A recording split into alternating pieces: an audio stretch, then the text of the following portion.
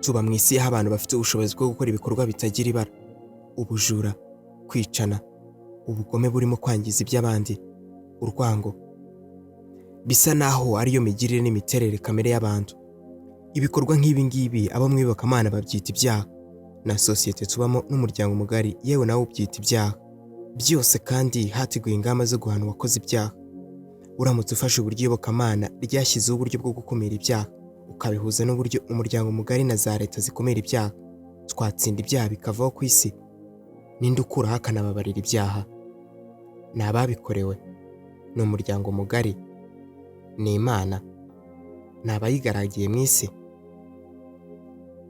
Tekereza nawe isi itabamo icyaha, kurara mu mazu tukabikora kugira ngo twirinde imbeho, imvura n'inyamaswa byonyine. Inzego z'umutekano na za gereza n'inkiko bitabaho, abantu bose bagapfa bazize indwara cyangwa ibyorezo n'ibindi, aho kuzira abandi.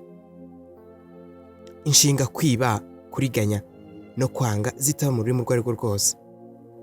Iki gihe ni bande baba bariho ku isi? Ni bande batari kubaho? Iyobokamana se ryo ryari kubaho? Murakaza neza mu isi yuzuye ibyaha ariko hatazwi ukwiye kubikuraho. Murakaza neza mu muryango mugari w'ibyegeranyo Wakanda official. Nje nyita DJ Wakanda famous. Ikaze. Buri mwaka iyo habura iminsi 3 ngo abakristo bizihiza izuka rya Yesu Kristo, habaho umunsi bita wa gatanu mutagatifu. Ni umunsi abakristo bose bo mu isi bibuka ibambwa ry'umucunguzi wa Yesu Kristo. Kuri bo si umunsi w'ibyishimo kuko bawibukaho inkuru mbi. Bavuga ko Yesu Kristo, umuyahudi woherejwe n'Imana ku isi ngo yigishe abantu ikibi n'icyiza, yaje gufata ibyaha byabo byose abyishyiraho, maze ahabwa ibihano byakagombye guhabwa uwakoze ibyaha. Yakorewe iyicarubozo, aricwa.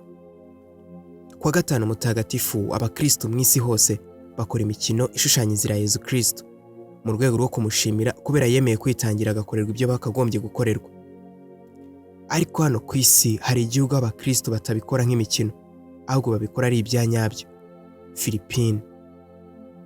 Kwa gatanu mutagatifu Philippines mu mijyi imwe n'imwe nka San Pedro haba hari umukorerabushake wemera gukorerwa nk'ibyo Yesu Kristo yakorewe abambwa. Umuntu ubishaka yambara imyambaro imeze neza nk'iyo Yesu Kristo yari yambaye ajya kubambwa. Bakamukorera umusaraba munini cyane, bakamuzengurutsa umujyi wose. Abasore bambaye nk'abasirikare b'Abaromani bamukubita ikiboko bya nyabyo bya bindi byo gukomeretsa. Nk'ibi bidahagije barangiza bakanamubamba kuri wa musaraba, bakamutera imisumari ya nyayo, yewe mu biganza ndetse no mu maguru, bagatubura ibiganza bikava amaraso. Gusa ibi byo bitandukana n'inkuru za Yesu Kristo, nuko atava ku uwo musaraba ajya mu mva, ahubwo wahava ahita ajya kwa muganga. Kiliziya Gatolika ntabwo yemerera abayoboke bayo kwibabaza muri ubu buryo. Ntabwo yemera ko abantu bakwiye kwigana ku ijanisha ringana gutya uburyo Yesu Kristo yabambwe ku musaraba. Mu mibereho yacu, abemera iyobokamana cyangwa batemera, twese duhurira ku kwemera kw'icyaha cyangwa se ikosa ko rigomba guhanagurwa n'ububabare bw'uwabikoze. Kugira ikosa riveho cyangwa riteshwa agaciro, uwarikoze aba agomba kubabazwa cyangwa se we akibabaza. N'abana bacu iyo bakiri bato tubigisha ko umuntu ubabaje aba agomba gukubitwa. Cira ahantu ikubite cyangwa se cira hamukubite. Niyaguye uramubwira ati cira nkubite ubutaka uguyeho. Kubwira umwana ngo cira ahantu ikubite ni bito cyane ugereranyije n'ibindi bihano bamwe mu bakristo biha mu rwego rwo kwikuraho ibyaha bakoze. Muri Philippines mu rwego rwo kwihana ibyaha, kwa gatanu mutagatifu bafata umuntu bakamukorera ibikorwa mbabazamubiri. Ariko si ibi gusa. Muri iki gihugu hari abaturage b'abakristo ba nyabo nk'uburyo bwo kwibabaza ngo tubabarirwe ibyaha, ahubwo bo barikubita cyane cyangwa se bakikomeretsa.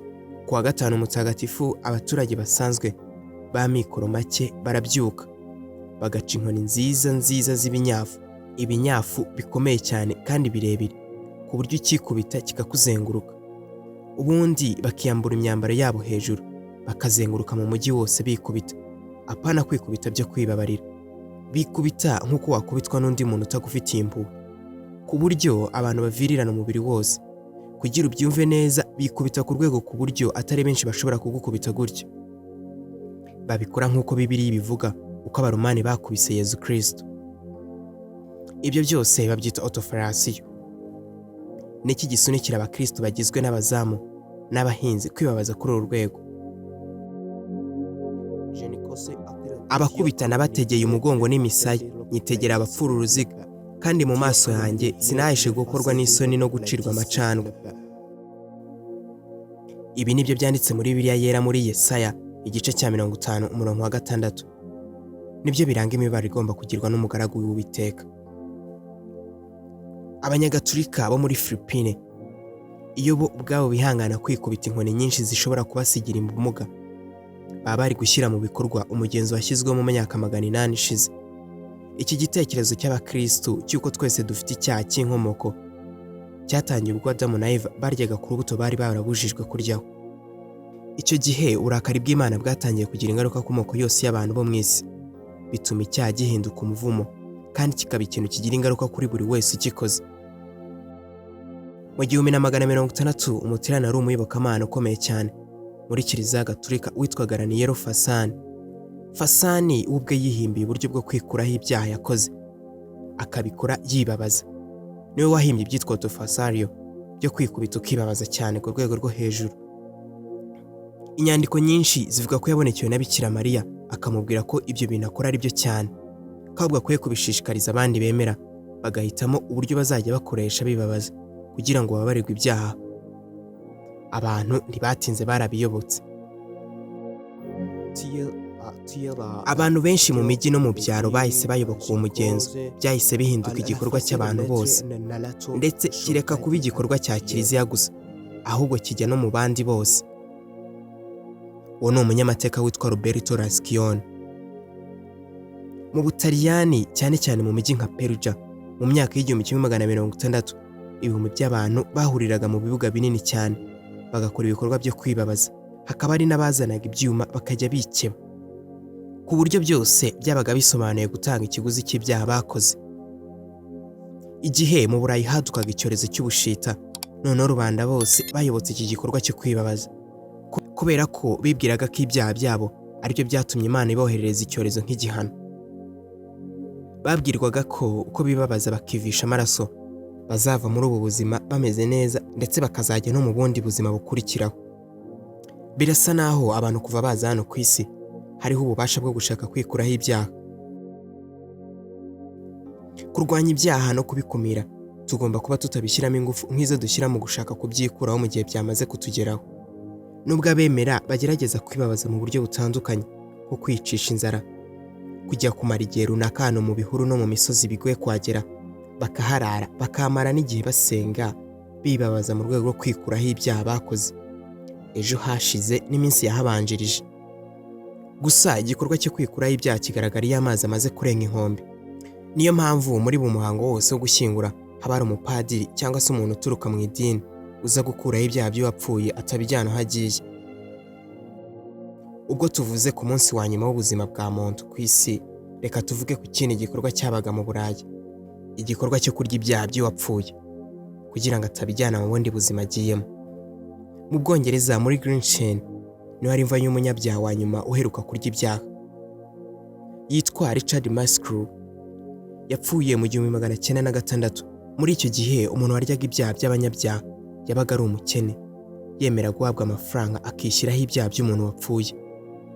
Umuryango w'umuntu wapfuye mbere yo kumushyingura babanzaga bakajya gushaka umuryi w'ibyaha ngo azarye ibyaha by'umuntu wabo kugira ngo azagire umutuzo aho agiye. Dore uko byakorwaga. Iyo mwagiraga ibyago mugapfusha umuntu maze ntimubone umupasiteri cyangwa umupadiri uza kumusengera akaza gupfa, kubera ko twese dutekereza ko dupfana ibyaha, umuryango washoboraga guhamagara umuryi w'ibyaha akazana ibikoresho birimo isahani ikoze mu giti, igikombe nacyo gikoze mu giti, ndetse n'umugati n'umunyu. Bafataga umurambo bakawushyira ku meza, hanyuma umuryi w'ibyaha akaza agafata umunyu agasuka ku isahani, agafata umugati akawutereka hejuru ya wa munyu, yarangiza akabitereka ku murambo. Umuryi w'ibyaha yahagararaga ku meza irambitseho umurambo, agafata ya sahani y'umugati n'umunyu, agatangira kurya umugati wari uteretse ku murambo, bakamuha amata se cyangwa inzoga akarenzaho. Ubwo akaba ari ibyaha by'uwo muntu wapfuye. Yamara kurya akavuga, nguhaye amahoro n'umutuzo none n'iteka ryose, ntuzongere gukomanga ku muryango wacu, uruhukire mu mahoro. Barangiza bakamuha amafaranga yakitahira. Iyo barambikaga umugati n'umunyu k'uwo murambo, batekerezaga ko ibyaha by'uwo wapfuye byazamukaga bikajya mu ibyo byo kurya, umuryi w'ibyaha yarangiza akabirya. Ntabwo babikoraga bakiza ibyaha by'uwapfuye gusa, ahubwo banatekerezaga ko umuntu ushyinguranye ibyaha, bya byaha bigeraho bikagaruka, n'imizimu bigatera umuryango we ndetse n'abandi basigaye, ko ari nko guterekera. Impamvu uyu muhango wakorwaga cyane n'abakene n'abatindi nyakujya, ni uko bemeraga kugurisha ikintu kimwe bafite cy'agaciro, roho zabo, bakemera kwishyiraho ibyaha by'abafite amikoro bose.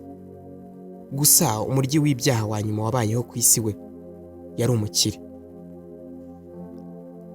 Yari umuhinzi mworozi mw'icyo cyaro yari atuyemo mu Bwongereza. Mu 1470 batatu mu bana be bararwaye, bose bapfa mu cyumweru kimwe. Urupfu rw'abana be rwaramushenguye cyane, bituma atekereza ko agace k'iwabo kuzuyemo ibyaha, ba nyirabyo bapfuye batababariwe. Uko niko umuntu wari wishoboye yahisemo kuba umuryi w'ibyaha byose mw'ako gace yari atuyemo. Naha dusoreje agace ka mbere k'ikiganiro cyacu. Niba ushaka agace ka kabiri, andika muri comment part 2, ndahita nkabaha. Niba ari ubwa mbere wisanze ku muyoboro wacu wa Canada Official, nagusaba gukanda like, ugakanda subscribe, ugafungura inzogera, ubundi tukajya tubana umunsi ku wundi. Jye mwabanye, nyita DJ Wakanda Famous. Ndabashimiye.